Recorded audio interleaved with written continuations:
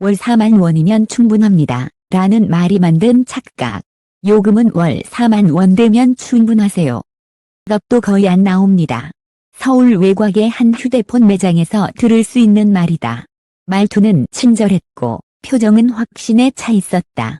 30대 직장인 김모 씨는 새 휴대폰이 필요했다. 이전 기기를 3년 넘게 쓰면서 배터리와 카메라 성능이 한계에 왔고 업무용 앱을 켜면 버벅거렸다. 그는 대박 할인 같은 걸 기대하지 않았다. 다만 내가 감당 가능한 요금 안에서 새 기기를 사고 싶었다. 판매원은 그가 가진 불안을 정확히 잡았다. 요즘 다들 이렇게 갈아타요. 월 납부액이 중요한 거잖아요. 일단 처음 몇 달만 유지하면 됩니다. 김 씨는 고개를 끄덕였다. 그의 눈에 들어온 건 총액이 아니라 월이었다. 계약서는 여러 장이었고 판매원은 손가락으로 중요한 부분만 짚어주었다. 여기만 보시면 돼요. 그리고 자연스럽게 펜을 내밀었다. 사람은 복잡할수록 정리해주는 사람을 믿는다. 그 순간은 구매가 아니라 신뢰의 위임이었다. 문제는 그 신뢰가 계약서의 모든 문장을 대신 읽어주지 않는다는 점이다. 2달 뒤 고지서가 알려준 진짜 계약. 개통 2달째 김 씨의 휴대폰 요금은 10만 원 중반을 넘어섰다. 그가 들었던 마이너스 4만 원대와는 거리가 멀었다. 단순히 많이 나온 정도가 아니었다. 내가 뭘 잘못했나라는 생각이 들 정도였다. 센터 상담원은 담담하게 말했다. 현재 고가 요금제 유지 중이고 부가 서비스가 포함되어 있습니다. 카드 할인은 실적 조건을 충족해야 적용됩니다. 요금제 변경 시 할인 또는 지원금 환수 가능성이 있습니다. 김 씨는 멍해졌다. 매장에 전화를 걸었다. 연결이 잘 되지 않았다. 주말에 직접 방문했다. 그때 그 친절했던 판매원은 이미 다른 지점으로 이동했다는 답이 돌아왔다. 로 응대하는 직원은 계약 당시 상황을 모르고 알더라도 책임질 의사가 없었다. 김 씨가 남긴 건 서명뿐이고 남은 건 요금뿐이었다. 이 사례가 유난히 극단적이어서 문제가 되는 걸까? 취재 과정에서 만난 소비자들은 비슷한 말을 반복했다. 설명은 들었는데 그런 의미인 줄은 몰랐어요. 그렇게 될 수 있다는 말은 한 적이 없어요. 서류에 있다고 하면 내가 뭐라고 할 수 있죠? 이때부터 질문이 바뀐다. 누가 사기쳤냐가 아니라 이 구조는 어떻게 돈을 버느냐로. 휴대폰 판매원은 기기값이 아니라 구조에서 번다. 대부분의 소비자는 휴대폰 매장 수익을 기기값 마진으로 생각한다. 그러나 업계 관계자들은 고개를 젓는다. 휴대폰 판매에서 돈이 만들어지는 구간은 단말기 출고가 몇만 원 깎는 영역이 아니다. 오히려 핵심은 고객이 장기간 갚아나가는 흐름. 즉 요금과 조건과 기간이 얽힌 구조다. 취재 과정에서 만난 한 전직 판매원은 이렇게 말했다. 손님은 얼마에 샀냐만 보는데요. 우리는 얼마나 오래 어떤 조건으로 묶어두느냐를 봅니다. 기기는 미끼가 되는 경우가 많아요. 여기서 중요한 단어들이 등장한다. 실구매가, 할부 원금, 선택 약정, 공시지원금, 부가 서비스, 카드 할인, 요금제 유지 조건, 환수, 위약금, 중고 보상. 이 단어들은 따로 보면 어렵다. 하지만 한 문장으로 정리하면 쉽다. 고객이 이해하기 어렵게 만들수록 판매자는 유리해진다. 실구매가 라는 말이 가장 먼저 숨기는 것. 매장에서 가장 많이 쓰는 단어 중 하나가 실구매가 다. 듣는 순간 뇌는 단순해진다. 실제 구매 가격이구나. 그런데 문제는 실구매가 법적 통일 용어가 아니라 현장에서 판매자가 재구성해 말하는 숫자가 될 수 있다는 점이다. 핵심은 이것이다. 할부 원금, 기기값, 단말기 자체에 대해 실제로 할부로 잡힌 금액.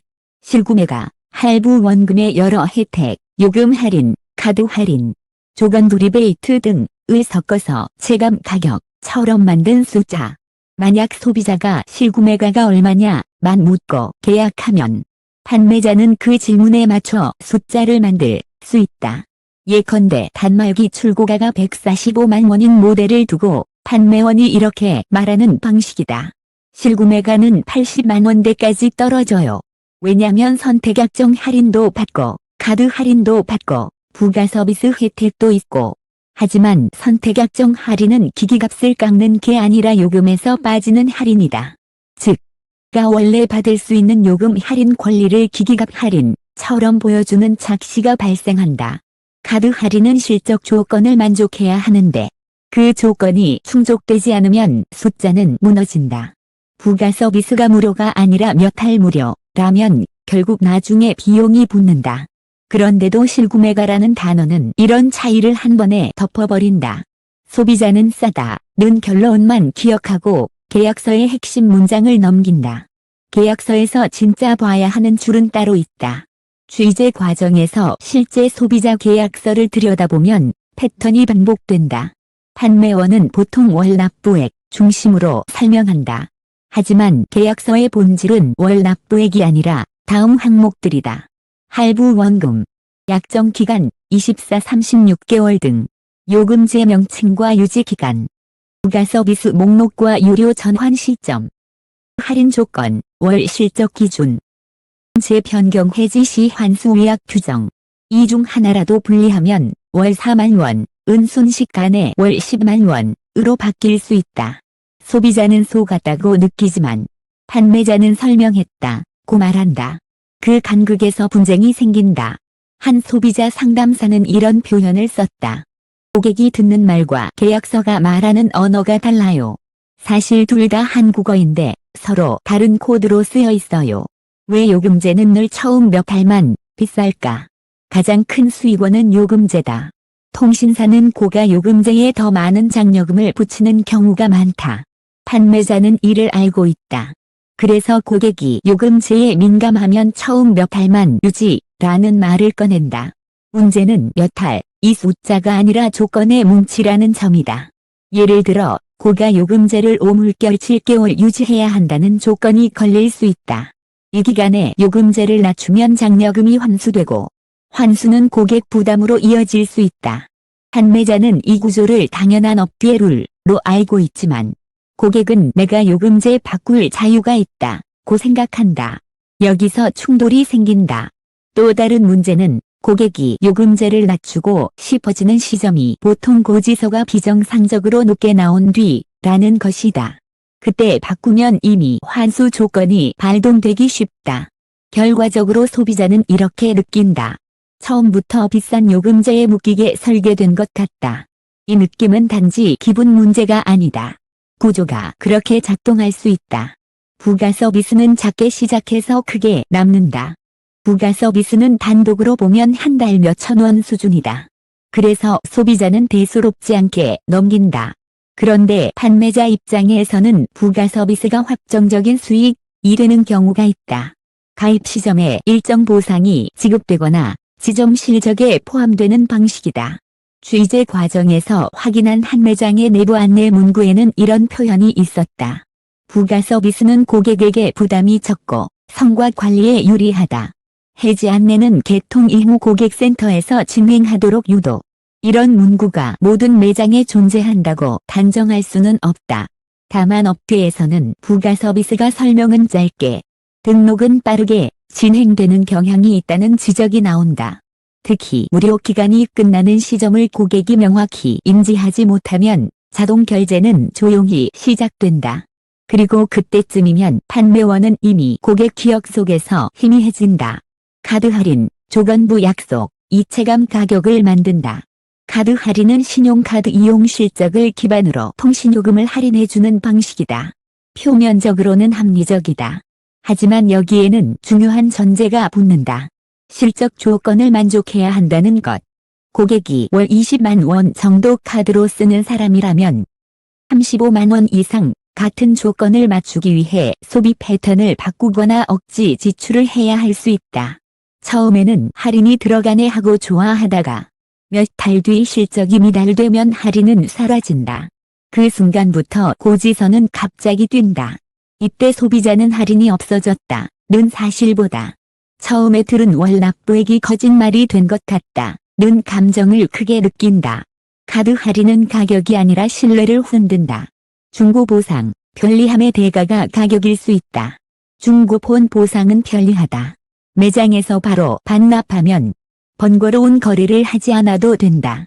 하지만 편리함에는 비용이 따른다. 매장 반납가는 시장 시세보다 낮을 수 있고 차액은 유통과 정비는 단순 차익으로 남을 수 있다. 소비자 입장에서 중요한 것은 얼마를 받느냐, 만이 아니다. 계약서에서 중고 보상 금액이 기계 할부 원금에 어떻게 반영되는지, 즉 실제 부담이 어떻게 줄어드는지 확인해야 한다. 여기까지 따지지 않으면 중고 보상은 할인처럼 들리는 말로만 남는다. 사라지는 판매원, 바뀌는 간판, 책임이 흐려지는 구조. 휴대폰 구매에서 불만이 쌓이는 시점은 대개 개통 즉시가 아니다. 고지서가 높게 나온 뒤, 기간이 끝난 뒤, 요금제 유지 조건을 어긴 뒤, 카드 실적이 미달된 뒤다. 문제를 인식하는 데 시간이 걸린다. 시간의 간극이 책임을 흐리게 만든다. 소비자가 매장을 다시 찾았을 때 담당 판매원이 없거나 매장이 바뀌거나 본사 정책이라 어쩔 수 없다는 말이 나오면 분쟁은 길어지고 해결은 어려워진다. 취재 과정에서 만난 한 전직 점주는 이렇게 말했다. 민원이 터지는 시점은 보통 이물결 3개월 뒤예요. 그때까지 버티면 되는 구조가 있었죠. 다만 지금은 예전처럼 쉽지 않습니다. 왜 이 구조는 요즘 흔들리나? 이제부터가 중요한 변화다. 예전에는 소비자가 계약서를 꼼꼼히 읽지 않았다. 읽어도 이해가 어려웠다. 그냥 다 이렇게 산다는 믿음이 시장을 굴렸다. 그런데 지금은 다르다. 온라인 커뮤니티와 유튜브가 사례를 데이터로 바꿨다. 어떤 요금제 조건이 붙었는지, 가 서비스가 무엇인지, 카드 실적 기준이 얼마인지, 요금제 변경 시 어떤 환수 규정이 나오는지, 이제는 검색 몇 번이면 나온다.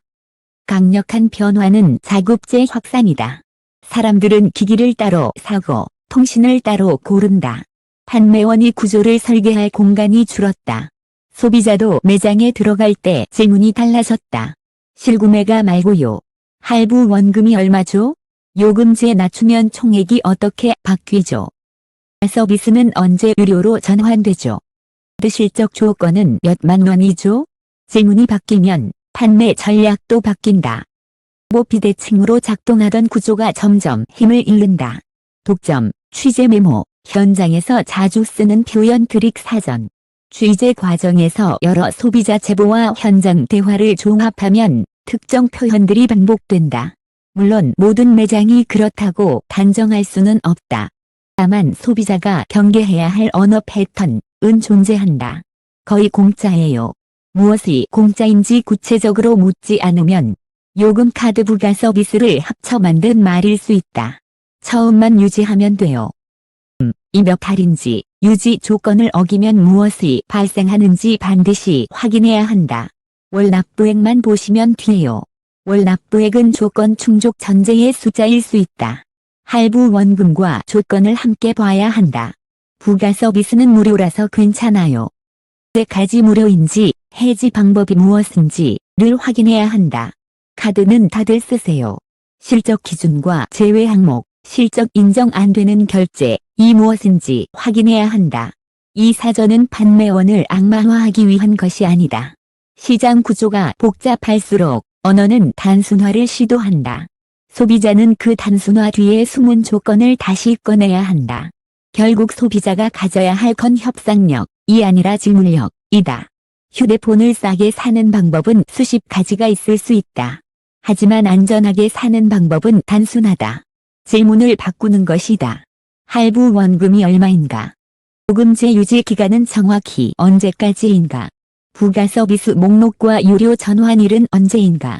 카드 할인 실적 기준은 얼마이고 실적 제외 항목은 무엇인가? 요금제 변경 시 환수나 의약금이 발생하는가? 중고 보상 금액은 어디에 반영되는가? 동일 모델을 자급제로 샀을 때와 총비용이 어떻게 다른가? 이 질문들을 계약 전에 던지는 순간 구조는 달라진다. 판매원도 정직해질 수밖에 없다. 적어도 문서에 근거한 설명을 하게 된다. 남기고 싶은 결론. 휴대폰은 문제의 표면이다. 진짜 문제는 정보가 비대칭일 때 시장이 어떻게 움직이느냐다. 소비자가 묻지 않으면 시장은 묻지 않아도 계약이 성립되는 방향으로 설계된다. 그 과정에서 누군가는 돈을 벌고 누군가는 왜 이렇게 나왔지라는 질문을 뒤늦게 하게 된다. 하지만 환경은 바뀌고 있다.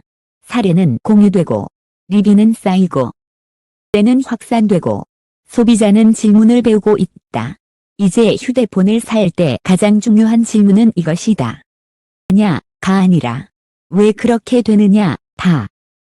그 질문을 던지는 순간 휴대폰 시장에 숨겨진 수익 구조는 더 이상 숨겨진 채로 남기 어렵다.